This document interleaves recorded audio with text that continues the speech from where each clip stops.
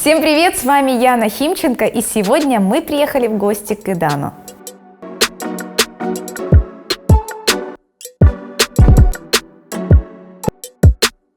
Мэй, ты такой друг. Ну давай, разумчик, Мэй. Есть черный. Какой? Ладно, я тебе делаю такой. Будет вкусно, обещаю. Сушеный. Нет.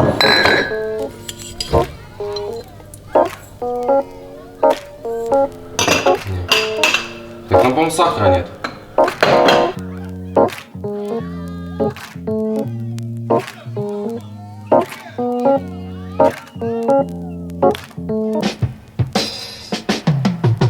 У тебя очень уютный дом. Расскажи о своем обычном дне дома. Чем ты занимаешься? Да, особо ничем. Просыпаюсь в 11, наверное, 11-12. Спускаюсь, завтракаю и сажусь играть в доту. Сейчас вот в последнее время начал ходить в зал. Тоже в 11-12 иду, быстро до КВ, чтобы успеть. Быстро позанимаюсь, там 2 часа туда-сюда, пока доберусь. Все, возвращаюсь домой и играю в доту. Ты решил заниматься, потому что это нужно спортсмену, киберспортсмену, или просто чтобы себя привести в форму? Ну, во-первых, я стал себя как-то хуже чувствовать, чувствую там Шена-Воротникова зону там и так далее. Ну, короче, просто хочется... Всю старость. Да, реально старость. Просто хочется чувствовать себя моложе. Ну и еще разжирел я. Это похвально, но это всем нам свойственно, как бы тоже. Это зима, знаешь, нужно набрать запасики. Вот. Ну а сейчас, да, самое время. Пора готовиться к лету. Как он у вас появился? Ну, этот кот, это сын другого кота. Мы жили не здесь, на квартире жили, и там у нас был гараж, и рядом с ним была мусорка. И там были котейки. Его никто не подбирал, ну, типа. Мы его просто кормили, они уже все забегали к нам, когда мы подходили. И как-то раз, когда родители приезжали, уже шли домой, его никто не брал, он решил сам зайти. Он просто пошел за родителями и зашел в квартиру. Типа, я буду здесь жить, вот так. А у меня уже была кошка, другая. И они, так сказать, начали совокупляться. И получилась партия котов. Он глухой. Его никто не забирал. Ну, что с ним делать? Вот решили оставить. Здесь есть супер няшные люди маленькие. Смотрите. Это брат Идана. Это кто сестра? Двоюродный. А вот маленький Иданчик. Посмотрите, тебе так... Вот я. А, это не ты? Это тоже я, но не такой маленький. Класс! Здесь Apple ММР. В этой комнате очень светлая, кстати, комната, просторная. Вот, собственно, ничего лишнего. Стол, компьютер и кровать. И шкаф. Больше ничего нет. Ну, рабочая комната. А больше ничего не надо. Что примечательно, здесь есть, видимо, портрет, не знаю, кумиров, что ли, наверное. Это боги. Это ликвид. Вот тут я тренируюсь, просыпаюсь, завтракаю, сажусь сюда, вот так вот. И ставлю свой ММР. Вот, поехали. Я пошел. Вот, давай. Вот если... Баунс в окно. Да, если 10 пабов неудачно провели, так сказать. Класс. Вы только что сыграли турнир Виплей, заняли 3-е место, уступив Гамбит, уступив Непам. В целом, какие выводы вы сделали после этого турнира и удовлетворены ли результатом? Ну, Виплей для нас был более как подготовкой, ну, это как тренировка, просто уже с нормальной обстановкой, с нормальными командами. Мы не расстроились, это точно. Понятно, могли победить и хотели победить, но немного облажались. Против Гамбит в финальной серии мы немножко облажались по драфтам, 100%. В первой игре было более как-то уверенно, и мы сыграли лучше, а вообще вот именно по драфтам, я думаю, мы проиграли. А против Непов, ну, там тоже сложилась примерно такая же картина. Мы не видели именно в чем сила их героев, хотя было бы проще, если мы их забанили, мы бы, скорее всего, выиграли. Маг до сих пор пикает? Да. И как вообще вот то, что Маг начал пикать, повлияло на ваш тренировочный процесс? Что изменилось? Ну, у него какие-то идеи, вот просто сами рождаются, и он пытается их реализовывать. То есть, как минимум, он разгружает Акбара. Крадется. Но класс. Кусь. Ну и что? Сядет? Да. Ну так и вот. Разгрузил он, значит... Разгрузил он Акбара очень сильно, ну это и ощущается на самом деле, потому что Акбар очень сильно готовился по драфтам и так далее. Сейчас чувствуется, что у него лучше именно свое соло-исполнение. ну, именно микро лучше. Расскажи о своей семье. У тебя вот действительно очень уютный дом. Видно, что видно, что здесь живет любовь. Вот расскажи о своей семье. Они уже начали вообще следить за Дотой, да. Интервью. Вот Ну, это папа все. больше. Папа вот смотрел, уже рассказывал виплей. Да и, в принципе, до этого смотрел. Впечатления какие у него? Ну, хорошо, что во время игр, вот, допустим, я сыграл одну игру, мы выиграли, проиграли, неважно. Я спускаюсь вниз, нет такого, типа, что вы сделали не так, а что там то, сё. Ну, такого нет. То есть проиграл, выиграл, нет разницы. Просто он просто смотрит и все. Это, типа, самое главное для меня. Потому что если вот он залазил бы и начал бы спрашивать, мол, типа, как вы проиграли, почему, не понимаю и так далее, я думаю, этого не выдержу. Папа вот здесь, да, смотрит? Да, папа именно здесь смотрел виплей и вообще все турниры, да, он смотрит тут. Да и всякие, я ему Трусайт показал. Ну и что, как? И маме Трусайт 2018 года. Да никак. Интересно, смотрим. Папа из-за того, что смотрит, он, в принципе, понимает там силу там, тех или других. А мама, когда я показывала Трусайт 2018 года, она говорит, что вот Факимет, вот, ну, это Сеп, он очень молодец, он так поддерживал. Так, вот один пес, такой жирненький. Буся. Да, Это да. Буся. Она не очень... Она агрессивный песик. У тебя же с ней не самые лучшие отношения. Она больше брата, да, любит? Да. Не, она больше всего папу любит, потом брата, потом уже меня. Но я не кормлю их. Но в том плане, вот если они им подсовывают там что-то, оп-оп, то я лично не делаю этого. Вот мой второй собакен здоровый. Ну такая большая. Ну почему?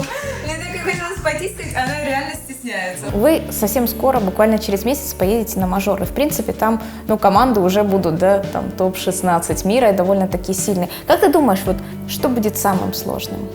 Ну, такие команды, как Secret, там, ВП, LGD, EG и так далее, вот все эти топовые, их, наверное, очень сложно удивить чем-то и подстроиться или там ограничить их в каких-то там героях очень сложно, потому что у них игроки ходят на любую линию, любыми героями и так далее. Вот, наверное, это самое сложное, именно подобрать оптимальную для нас стратегию. Кто тут такой друг? Ну что ты? Нет. Вы кто такие? Я вас не звал. Сразу то, что мне бросилось в глаза, когда мы зашли, это вот то, что прям вот можно выйти, пойти, почилить. Вы часто, вот, кстати, отдыхаете на террасе? Ну, если не зима, то да, часто и сидим тут, и в субботу собираемся, там, шашлычок, под коньячок, вкусно. Под коньячок, говорит человек, который не пьет. Да, ну, вообще, да, собираемся. Да и, в принципе, здесь можем погулять, пройтись, там, кружки намотать. Ты что такой няша? Такой холосый.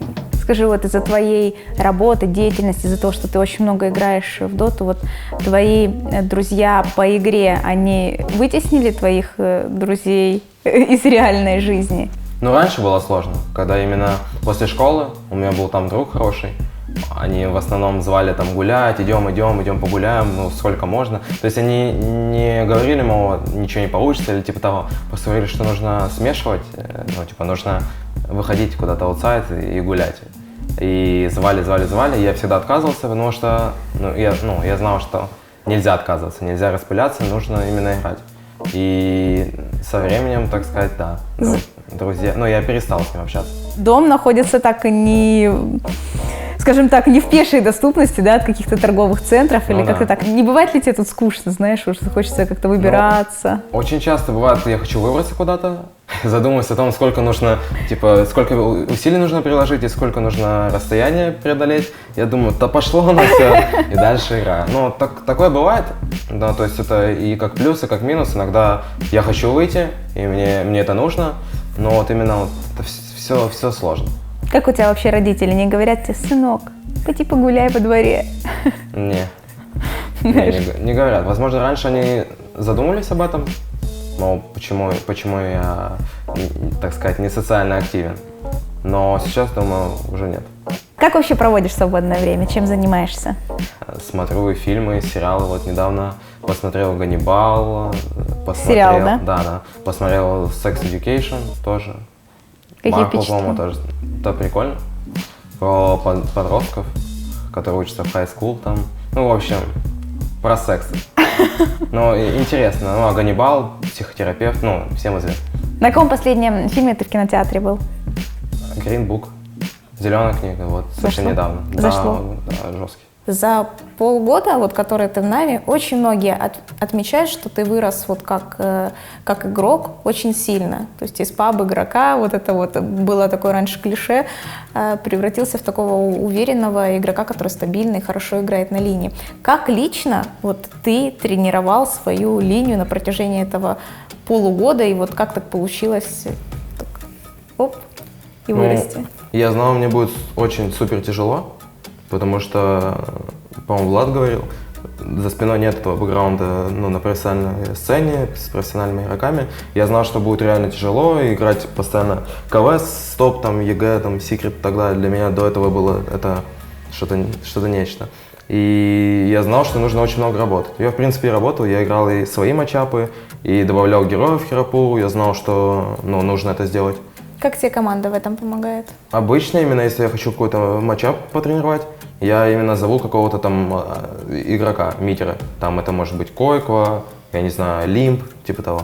Иногда просто вот возникает какая-то мысль, там разор против руды условно. И я просто, чтобы не напрягать там кого-то или типа того, я просто скажу типа Близи, мол, зайди, я хочу попробовать.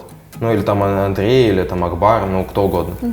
Любопытно, типа, разные матчапы, вот поэтому я иногда прошу их. Игры. Ты играешь в какие-то игры помимо доты? Вот знаешь, там отвлечься, как-то вот расслабиться, переключиться? Да, думаю, нет. Если не получается в доте, то я стараюсь типа все. Ну, то есть я могу проиграть, допустим, игр 5, и тогда уже начинаю понимать, что уже не нужно играть. Уже я, в принципе, сам не смогу сыграть должным образом. И стараюсь или выйти куда-то, там, посмотреть какую-то одежду, пойти поужинать, Ого. или куда-то просто, я не знаю, в кино сходить. А именно игры какие-то нет. Раньше был PUBG, сейчас надоел. В Apex не пробовал играть? Не-не-не. Ну хорошо, а в шахматы? Я один раз попробовал, мне супер не заехало, я вообще даже Открываешь Twitch, наверное, 150 из 200 людей стримят шахматы. Не, мне не зашло, вот прям совсем не зашло. Нашла ли себя команда вот в новой мете? Но мне почему-то кажется, вот именно мета — это такое понятие, ее постоянно будут открывать что-то новое. То есть глобальных каких-то изменений, возможно, не будет, но люди будут находить там, как в начале сезона была Луна со Свеном, там сейчас какие-то бетики с Брюмастером, ну то есть разные пики будут появляться. И глобальных изменений, опять же, повторюсь, не будет.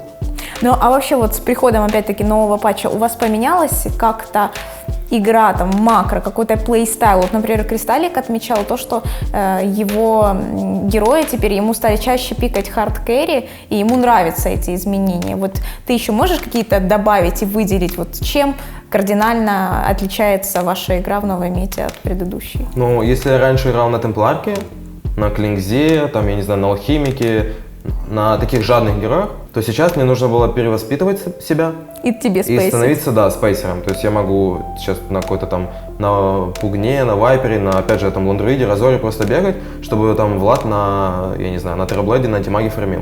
То есть просто именно поменялись мы местами, грубо говоря. Ну и тебе нравится такая более активная дота? Или наоборот, лучше постоять, крипочков подобивать особо? Ну, мне на самом деле, я думал, раньше мне не нравилось это, ну, то есть мне раньше это не нравилось.